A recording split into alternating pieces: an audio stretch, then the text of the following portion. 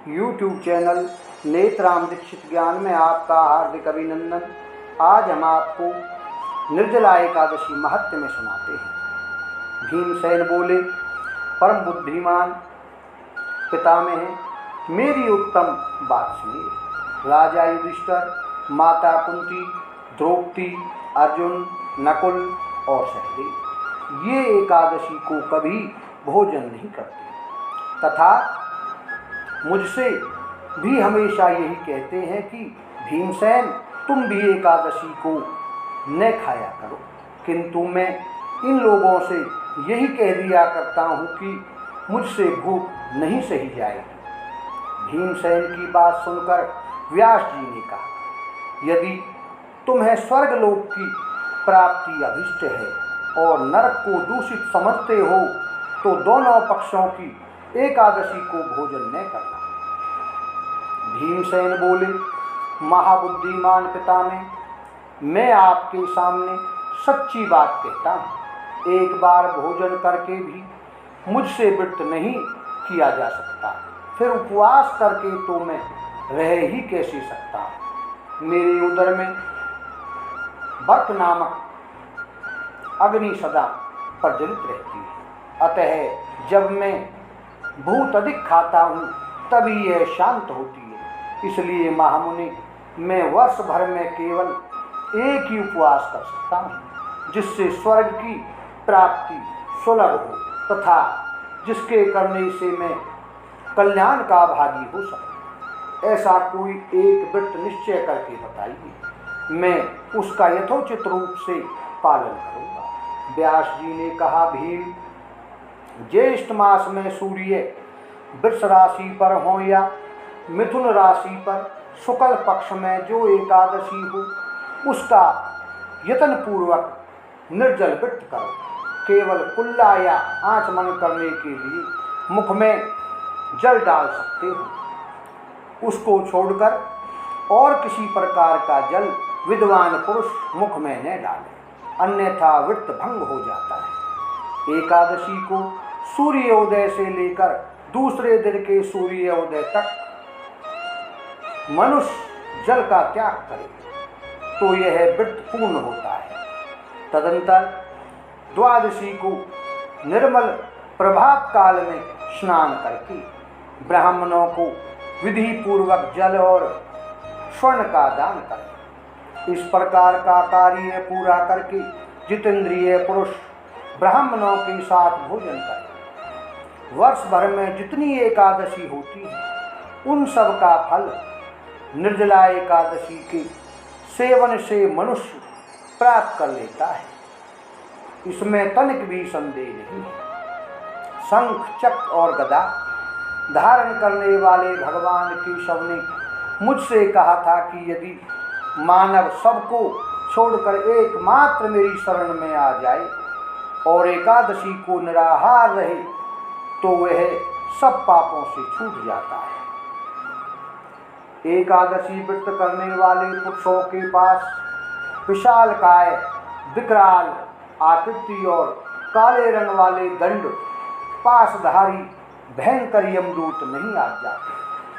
अंतकाल में पीतांबरधारी सौम्य स्वभाव वाले, हाथ में सुदर्शन धारण करने वाले और मन के समान वेगशाली विष्णु दूत आकर इस वैष्णव पुरुष को भगवान विष्णु के धाम में ले जाते हैं।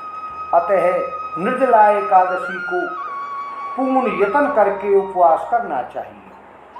तुम भी सब पापों की शांति के लिए यत्न के साथ उपवास और श्री हरि का पूजन करो। स्त्री हो या पुरुष, यदि उसने मेरु पर्वत के बराबर भी महान पाप किया हो तो वह सब एकादशियों के प्रभाव से भस्म हो जाता है। जो मनुष्य उस दिन जल के नियम का पालन करता है वह पुण्य का भागी होता है। उसे एक एक पहर में कोटि कोटि स्वर्ण मुद्रा दान करने का फल प्राप्त होता है। सुना गया है, मनुष्य निर्जला एकादशी के दिन स्नान, दान, जप, होम आदि जो कुछ भी करता है वह सब अक्षय होता है।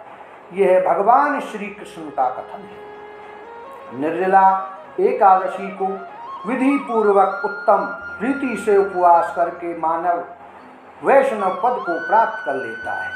जो मनुष्य एकादशी के दिन अन्न खाता है वह पाप भोजन करता है। इस लोक में वह चांडाल के समान है और मरने पर दुर्गति को प्राप्त होता है। जो ज्येष्ठ के शुक्ल पक्ष में एकादशी को उपवास करके दान देंगे वे परम पद को प्राप्त होंगे। जिन्होंने एकादशी को उपवास किया है वे ब्रह्म हत्यारे, शराबी, चोर तथा गुरुद्रोही होने पर भी सब पातकों से मुक्त हो जाते हैं। कुंती नंदन निर्जला एकादशी के दिन श्रद्धालु स्त्री पुरुषों के लिए जो विशेष दान और कर्तव्य विहित है उसे सुनो। उस दिन जल में शयन करने वाले भगवान विष्णु का पूजन और जलमयी धेनु का दान करना चाहिए। अन्यथा प्रत्यक्ष धेनु या घृतमयी धेनु का दान उचित है। प्राप्त दक्षिणा और भांति भांति के मिष्ठानों द्वारा यत्न पूर्वक ब्राह्मणों को संतुष्ट करना चाहिए। ऐसा करने से ब्राह्मण अवश्य संतुष्ट होते हैं और उनके संतुष्ट होने पर श्री हरि मोक्ष प्रदान करते हैं। जिन्होंने शम दम और दान में प्रवृत्त हो श्री हरि की पूजा और रात्रि में जागरण करते हुए इस निर्जला एकादशी का व्रत किया है, उन्होंने अपने साथ ही बीती हुई 100 पीढ़ियों को और आने वाली 100 पीढ़ियों को भगवान वासुदेव के परम धाम में पहुंचा दिया है। निर्जला एकादशी के दिन अन्न, वस्त्र, गोजल, सैया, सुंदर आसन, कमंडलू तथा छाता दान करना चाहिए। जो श्रेष्ठ एवं सुपात्र ब्राह्मणों को जूता दान करता है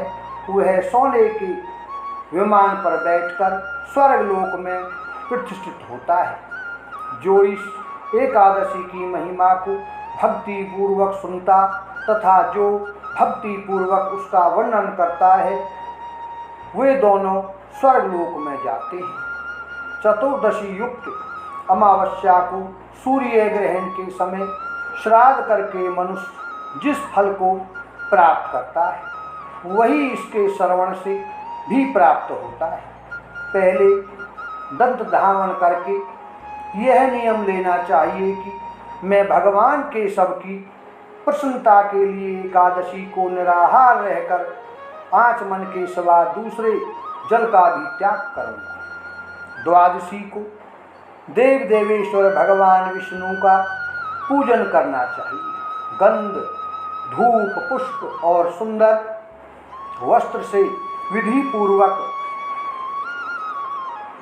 पूजन करके जल का घड़ा संकल्प करते हुए निम्नांकित मंत्र का उच्चारण करें। देव देव ऋषिकेश संसार नवतारकम उदकुंभ प्रदानेन माम परमाम गतिम। संसार सागर से तारने वाले देव देव ऋषिकेश इस जल के घड़े का दान करने से आप मुझे परम गति को प्राप्त कराइए। भीमसेन, ज्येष्ठ मास में शुक्ल पक्ष की जो शुभ एकादशी होती है उसका निर्जल व्रत करना चाहिए तथा उस दिन श्रेष्ठ ब्राह्मणों को शक्कर के साथ जल के घड़े दान करने चाहिए। ऐसा करने से मनुष्य भगवान विष्णु के समीप पहुंचकर आनंद का अनुभव करता है। तत्पश्चात द्वादशी को ब्राह्मण भोजन कराने के बाद स्वयं भोजन करें। जो इस प्रकार पूर्ण रूप से पापनाशनी एकादशी का व्रत करता है वह सब पापों से मुक्त हो अनामय पद को प्राप्त होता है। यह सुनकर भीमसेन ने भी इस शुभ एकादशी का व्रत आरंभ कर दिया। तब से यह लोक में पांडव द्वादशी के नाम से विख्यात हुई। बोलो नारायण भगवान की जय।